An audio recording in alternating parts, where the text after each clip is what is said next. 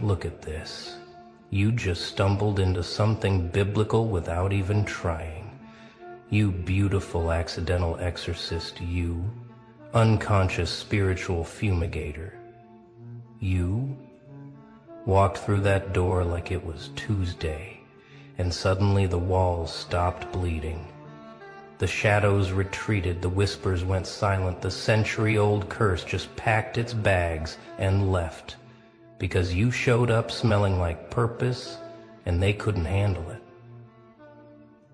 You didn't even notice, did you, that the temperature rose 15 degrees when you crossed the threshold, that the black mold in the corners started dissolving, that the flies dropped dead mid-flight?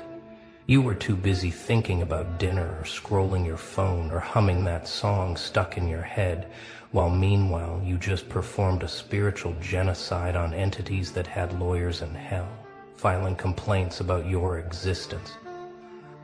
Let me tell you what really happened when you walked through that door, because you're sitting there confused, wondering why the house feels different, why the air tastes cleaner, why your chest doesn't feel heavy anymore. You think it's coincidence.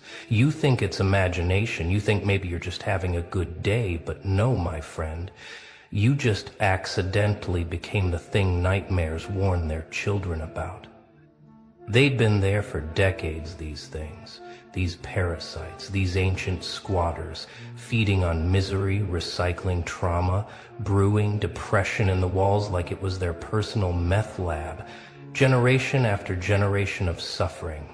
And then you showed up, radiating something they couldn't metabolize, something that burned their tongues when they tried to taste your energy, something that made them realize they'd rather dissolve than deal with whatever the hell you are. You want to know why they ran, why they scattered like roaches when the light hits? Why 100 years of darkness just said nope and evacuated? Because you're not normal. You're not regular. You're not one of the sleepwalkers they usually feast on. You're something else entirely, something they don't have protocols for, something their training didn't cover. See, most people walk into haunted spaces and they negotiate, they compromise, they coexist with the darkness. They learn to live with the weight. But you didn't even acknowledge them.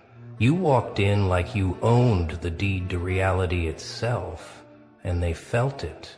That unshakable certainty, that unconscious authority that makes demons check their contracts twice. They tried to read you when you first entered, tried to scan your fears, your traumas, your weak points. But what they found made them sick. Where they expected wounds, they found wisdom. Where they expected fear, they found fury.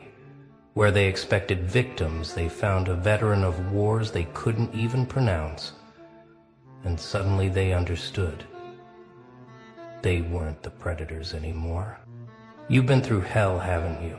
Real hell. Not this theatrical haunting bullshit, but actual soul-destroying, reality-bending, identity-shattering hell. You've had your heart ripped out by humans who smiled while they did it. You've been betrayed by blood. You've been abandoned in your darkest hour, and you've survived all of it, which makes you infinitely more terrifying than any ghost story. That's why when you walked in humming that stupid song, not even paying attention, something shifted in the spiritual ecosystem. You weren't trying to cleanse anything. You weren't praying. You weren't burning sage. You were just existing at full capacity, and that was enough. That was more than enough. That was catastrophic for anything feeding on weakness. Because here's what nobody tells you about demons, about entities, about these parasitic presences. They're not actually powerful. They're just persistent. They're emotional vampires, spiritual leeches, metaphysical mosquitoes. And they survive on one thing only, the gap between who you are and who you think you are. But you close that gap without even knowing it. You integrated your shadow while making breakfast. You alchemized your trauma during your commute. You transformed your pain into power so gradually, so naturally that you didn't even notice. You'd become untouchable. And when you walked through that door carrying all that processed darkness, wearing it like armor, they took one look and knew they were outmatched. They could smell it on you, the scent of someone who's been broken and refused to stay broken, the frequency of someone who's died inside and chose to resurrect different, the radiation of someone who's made friends with their own demons and now walks around immune to everyone else's.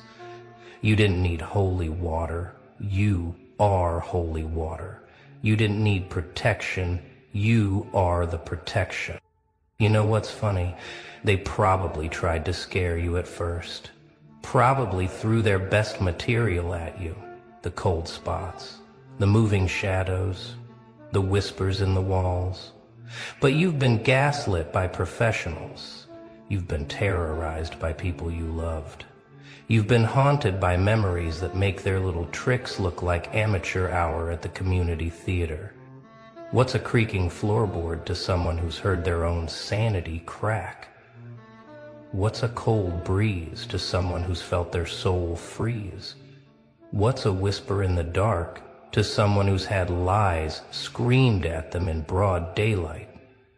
You're not scared of the dark anymore because you've been the dark. You've lived in it, breathed it, digested it, and came out the other side glowing. They must have panicked when they realized their usual tactics weren't working, when you didn't flinch at their presence, didn't acknowledge their performance, didn't give them the fear they needed to feed on. It's like a vampire trying to bite a mirror. All they got was their own reflection, and they didn't like what they saw. Because in your presence, they saw what they really were. Not powerful ancient beings, but parasites. Not demons, but dependencies. Not curses, but crutches for people who hadn't learned to walk through their own darkness yet.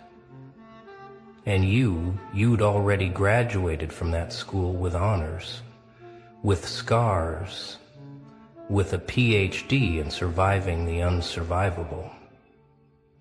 So they left. They had to. They didn't have a choice when faced with someone who'd already been through worse than anything they could create. You think you just walked in and the energy changed, but what really happened was an evacuation, a mass exodus, a spiritual fire drill where every negative entity in a 5-mile radius got the message, clear out. The real monster just arrived. And you're not even trying. That's what kills them. That's what makes this so beautifully brutal. You're not performing rituals. You're not declaring war. You're just being yourself. And yourself happens to be their kryptonite. Your existence is an exorcism. Your presence is a purification. Your breathing is basically biblical pest control. They're probably warning others right now, spreading the word through whatever network these things use to communicate. Don't go near that one. They're saying that one's different. That one's dangerous. That one doesn't play by the rules. We understand that one walks around leaking light like a broken nuclear reactor. And we can't process that kind of energy. You've become a no-fly zone for darkness, a restricted area for entities, a quarantine zone for anything that feeds on suffering, not because you're pure, not because you're perfect, but because you're processed. You've been through the machine and came out refined, distilled, concentrated into something they can't digest. Let me explain what you actually are, because you're still sitting there thinking this is coincidence, thinking maybe the house just needed air, thinking maybe you're imagining the change. No, you're a walking disruption field, a living virus in their operating system, a glitch in the matrix of misery they've been maintaining for generations. You know how some people are described as having an old soul? Well, you've got a war veteran's soul, a soul that's seen too much, survived too much, transcended too much to be affected by parlor tricks and amateur hauntings. You're like showing up to a water gun fight with battlefield experience. These entities took one look at your energy signature and realized they were catastrophically outgunned. Every trauma you survived added another layer to your armor. Every betrayal you processed became another weapon in your arsenal. Every night you chose to keep breathing when breathing felt impossible. You were unconsciously training for this moment. You weren't building walls. You were developing immunity. You weren't hiding from the darkness. You were developing antibodies to it. That's why you didn't even notice them when you walked in. Your spiritual immune system just automatically started eliminating threats like white blood cells attacking an infection. You didn't have to try. You didn't have to fight. Your very existence is antimicrobial to their kind of energy. Your presence is pesticide to their parasitic nature. They're gone now, really gone, not hiding, not waiting, not lurking in the corners hoping you'll leave. They're evacuated, relocated, seeking easier prey because you've made this space uninhabitable for them. Simply by inhabiting it yourself, you've accidentally gentrified the spiritual neighborhood and the old residents couldn't afford the new energy prices. But here's what they didn't want you to know, what they were hoping you'd never figure out. You've always had this power. Every single human has the capacity to be their own exorcist, their own cleanser, their own spiritual authority. But most people never activate it because they're taught to fear what they don't understand, taught to seek external protection instead of internal power. You activated yours through survival, through refusing to let life break you permanently, through getting back up when staying down would have been easier. Every time you chose to heal instead of harden. Every time you chose growth over grudges. Every time you chose yourself over self-destruction, you were building this frequency that makes you uninhabitable to anything negative. And get this, you are none. You're not special in the way of being chosen. You're special in the way of choosing. You chose to metabolize your pain instead of marinating in it. You chose to transform instead of transferring your trauma. You chose to become the solution instead of perpetuating the problem. And that choice, that series of choices, made you into something entities run from. You want to know what specific frequency you're emitting that makes them scatter like this? It's the frequency of someone who's already been through hell and didn't let it make them hellish. It's the vibration of redemption without revenge, of power without cruelty, of strength without brutality. And that particular combination is like nails on a chalkboard to anything that feeds on suffering. Because suffering is their food source, their fuel, their entire economic system, and you've become someone who doesn't produce it anymore. Oh, you still feel pain, you still experience difficulty, but you don't suffer. You don't marinate, you don't ferment in your troubles. You process them like a factory processes raw materials into something useful. You've become emotionally renewable, spiritually sustainable, psychologically biodegradable. Your pain doesn't stick around long enough to attract feeders. Your trauma doesn't fester long enough to become food. Your darkness doesn't stagnate long enough to become a breeding ground. and that makes you absolutely useless to them. More than useless, actually, you're actively hostile to their existence because you prove it's possible to transform. You demonstrate that their food source isn't guaranteed. You show others that pain doesn't have to equal suffering, that trauma doesn't have to equal permanent damage, that darkness doesn't have to equal residency for demons. So now you're standing in this space that feels different, feels lighter, feels like someone opened windows that were painted shut for decades. The air moves differently. The shadows fall normally. The silence isn't heavy anymore. It's just quiet. And you did all that just by being too processed to process. You reclaimed this space without even knowing it was lost. You lifted a curse you didn't know existed. You broke chains you couldn't see. You evicted tenants you never knew were there. And the beautiful, terrifying truth is, you could do this anywhere you go because you've become a walking safe zone, a mobile sanctuary, a portable purification system.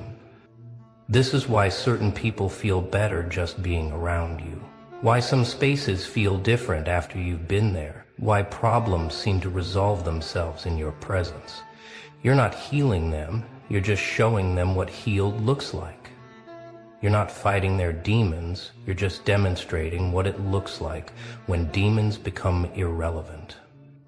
You've accidentally become what ancient texts described but couldn't explain, what religions tried to ritualize but couldn't replicate, what mystics sought but couldn't sustain.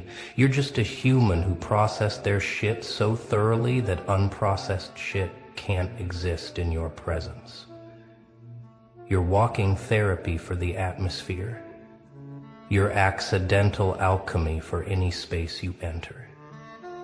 The entities that fled when you arrived, they're not coming back.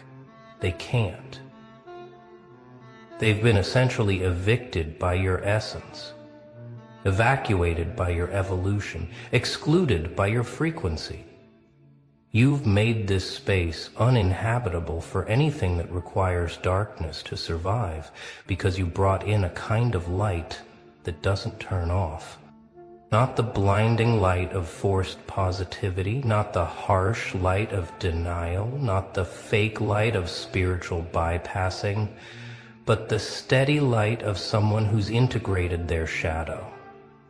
You glow differently when you've digested your own darkness, when you've composted your own pain, when you've recycled your own trauma into growth. That's the light they couldn't handle, the light that knows the dark intimately, but chose not to live there, the light that's been through the underworld and came back with souvenirs, the light that doesn't fear shadows because it's made friends with its own. You're not bright, you're balanced, and balance is the one thing chaos can't survive around. You've become the thing that things that go bump in the night warn each other about. You're the cautionary tale in their community, the reason they check addresses twice. Now the new protocol in their haunting handbook that says, abort mission if the target has processed their trauma. Because processed trauma is poison to parasites. From now on, you're going to notice this happening more often. Spaces clearing when you enter.